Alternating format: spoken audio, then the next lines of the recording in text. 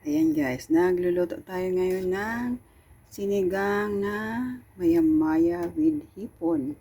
Hipon na malalaki. Ayan. At lagyan natin siya ng pechay at dahon ng sibuyas para walang lansa. Mayroon po yan sibuyas, luya, kamatis, pang-asim na kalamansi ang ating nilagay dyan. Sarap kayo. Ang sarap ng sabaw. Sobrang sarap.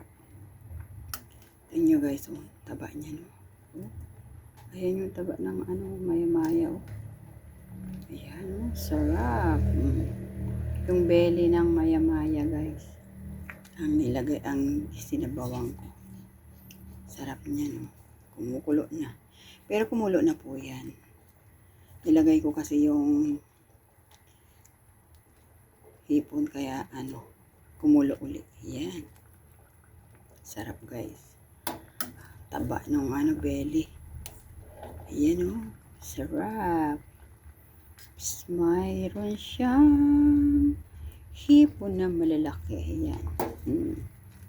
Thank you for watching. Kakain na tayo at luto na ang ating ulam na sinigang na maya-maya with hipon. Thank you for watching.